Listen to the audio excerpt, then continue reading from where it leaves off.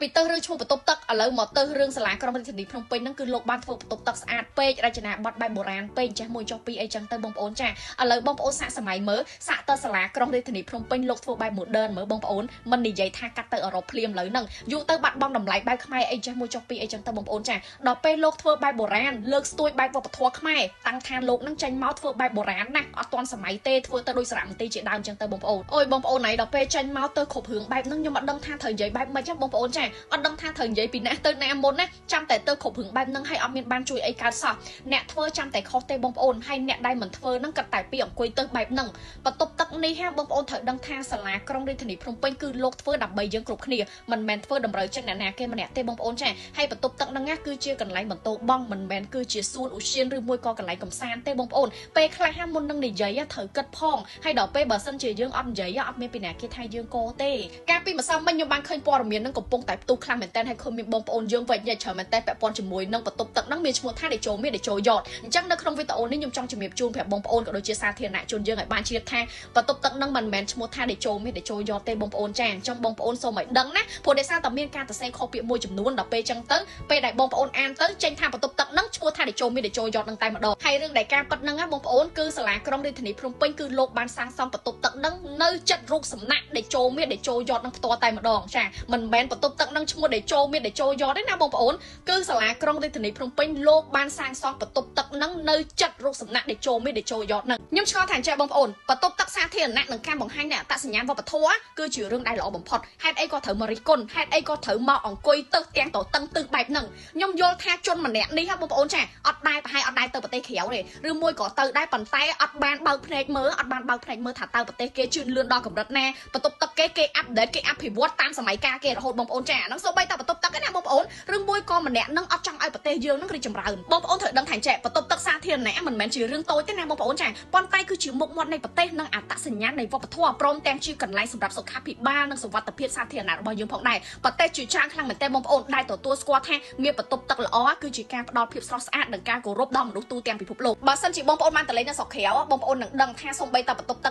កក៏គេអាប់ដេតឲ្យតសម័យកាលគេដែរបងប្អូនចានិយាយទៅគេធ្វើគេអាប់ដេតជឿនលឿនខ្លាំងមែនទែនហើយនិយាយគេធ្វើចេញមកបែប modern ណាបងប្អូនចាតែយើងបាញ់និយាយតែអាពាក្យ modern ឬមួយក៏មិន modern ហ្នឹងព្រោះដោយសារតែប្រទេសគេប្រទេសអឺរ៉ុបប្រទេសគេមានវប្បធម៌អីផ្សេងក្រៅពីយើងចឹងទៅចុះហេតុអីប្រទេសខ្មែរយើងនេះបងប្អូនគ្រាន់តែធ្វើបន្ទប់ទឹកចេញមកបន្ទប់ទឹកហ្នឹងគឺធ្វើបែបខ្មែររចនាដេគ័រអីគឺបែបខ្មែរយើងទាំងអស់បងប្អូនចាហេតុអីទៅរិះគន់ថាបន្ទប់ទឹកហ្នឹងធ្វើចេញមកដោយសារមន្ទីរធ្វើចេញមកមិនត្រូវមិនសមលាបពណ៌ក៏មិនសមដេគ័រអញ្ចេះដេគ័រអញ្ចោះខ្ញុំគិតថាបន្ទប់ទឹកប៉ុណ្ណឹងបងប្អូននៅកណ្ដាលក្រុងគឺសមរម្យហើយល្អខ្លាំងមែនតើបងប្អូនចាព្រោះដោយសារតែអីគឺគាត់ design បានល្អខ្លាំងមែនតើបងប្អូនហើយបន្ទប់ទឹកសាធារណៈហ្នឹងចូលទៅគឺអត់អស់លុយទេបងប្អូនចាអត់មានបង់លុយសូម្បីតែ100លុយខ្មែរហើយជា2ក៏អត់មានបង់ដែរចង់ជំរាបជូនប្រាប់បងប្អូនមួយទៀតកុំចេះតែជឿពាក្យចចាមរាមបងប្អូនចាពាក្យចចាមរាមខ្លះហ្នឹងថាចាធ្វើបន្ទប់ទឹកហ្នឹងស្អាតចេញមកធ្វើឲ្យផុសថាអត់យកលុយអត់យកអីប៉ុន្តែចុងក្រោយពេលដែលចូលទៅគិតលុយ500 1000អីចឹងទៅបងប្អូនអត់មានទេបងប្អូនណាចាអត់មានគិតលុយពីបងប្អូនសូម្បីតែកណ្ដាល100ហើយជា2ក៏អត់មានដែរបងប្អូននិយាយទៅចូលដោយស្រឡាញ់ប៉ុន្តែគ្រាន់តែថាបងប្អូនចូលគ្នាចូលរួមថែរក្សាចាថែរក្សាអនាម័យឬមួយក៏ជួយរបៀបថាពេលដែលនោមហើយឬមួយក៏បន្ទោបងហើយនាំគ្នាចាក់ទឹកចាក់អីទៅបងប្អូនចាកុំអារបៀបថាអត់អនាម័យបងប្អូនអានេះនិយាយអស់គាត់ស្ដាប់ទៅចុះយើងក៏លេចទៅមើលប្រទេសជប៉ុនបងប្អូនណាបន្ទប់ទឹកសាធារណៈនៅជប៉ុនណាគឺមានរចនាប័ទ្មបែបសាមញ្ញស្អាតនិងងាយសម្អាតខ្លាំងមែនទែនជាក់ស្ដែងគម្រោង Tokyo Toilet គឺបានបង្ហាញថាបន្ទប់ទឹកអាចជាស្នាដៃស្ថាបត្យកម្មនិងសិល្បៈដោយនៅតែស្របនឹងសុខាភិបាលនិងភាពស្ងប់ស្ងាត់របស់ប្រជាពលរដ្ឋចំណុចទី2ប្រទេសម៉ាឡេស៊ីហើយនិងប្រទេសឥណ្ឌូនេស៊ី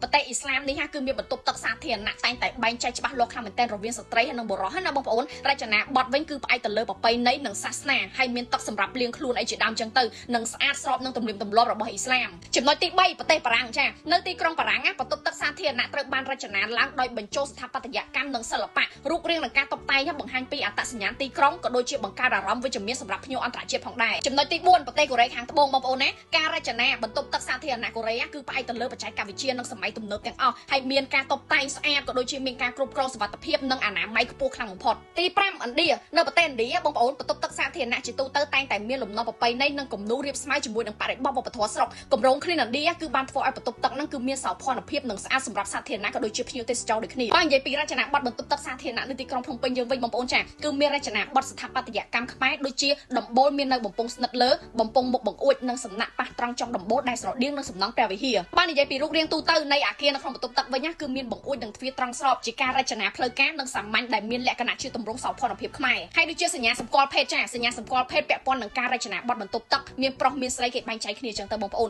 មាននិមិត្តសញ្ញានៅក្នុងជាតិខ្មែរជាអក្សរឬជាសញ្ញាគ្រប់គ្រងភេទដែលគេអាចនឹងឃើញនៅតាមបន្ទប់ទឹកពណ៌និងលក្ខណៈសិល្បៈមានពណ៌មូលដ្ឋានពណ៌ត្នោតក្រហមច្រឡងនិងលក្ខណៈរឹងមាំបង្ហាញពីសម្ផស្សភាពប្រពៃណីខ្មែរយើងសញ្ញាចក្រពណ៌លឿងនៅចំដំបូលនិងផ្នែកមុខបន្ទប់មានភាពច្បាស់លាស់និងផ្លូវការរៀបចំបែបប្រពៃណីខ្មែរផ្ទៃមុខនឹងគឺមានសួនខ្នាតតូចមួយដែលមានរុក្ខជាតិស្រស់បង្ហាញពីការលាយបញ្ចូលធម្មជាតិនៅក្នុងរចនាការរៀបចំផ្លូវចូលនិងទិសនៃទ្វារត្រូវបានកាត់គូជាផ្លូវការនិងងាយស្រួលសម្រាប់ប្រើប្រាស់ដូចគ្នាចង់សរុបជារួមមកវិញបងប្អូនណាបន្ទប់ទឹកសាធារណៈរបស់យើងទាំងអស់គ្នានេះដែលរៀបចំឡើងដោយសាលារាជធានីភ្នំពេញគឺបានបង្ហាញអំពីអត្តសញ្ញាណខ្មែរដោយរចនាប័ទ្មស្ថាបត្យកម្មប្រពៃណីពណ៌ជាតិសញ្ញាភេទនិងការលាយបញ្ចូលធម្មជាតិនៅក្នុងការរៀបចំបន្ទប់ទឹកមិនមែនចេះតែនឹកឃើញហើយធ្វើទេណាបងប្អូនគឺមានការបូកបញ្ចូលទាំងអស់អញ្ចឹងសូមបងប្អូនទាំងអស់គ្នាបានដឹងនិងបានជ្រាបពីព័ត៌មាននេះនឹងត្រូវតែដឹងថាអីដែលគួរលើកអីដែលមិនគួរលើកហើយអីដែលគួរលើកហ្នឹងណាគួរតែលើកពីខ្មែរឲ្យបានច្រើនជាពិសេសហ្នឹងណាគឺរាជធានីភ្នំពេញរបស់យើងផ្ទាល់តែម្ដងនៅក្នុងពេលបច្ចុប្បន្ននេះដែលបានជាប់លេខរៀងជាទីក្រុងដ៏ល្អសម្រាប់ភ្ញៀវទេសចរជុំវិញពិភពលោកនៅក្នុងចំណោមទាំង20ដើម្បីបង្ហាញទៅកាន់ភ្ញៀវទេសចរមិនថាភ្ញៀវជាតិឬមួយក៏ភ្ញៀវអន្តរជាតិទេ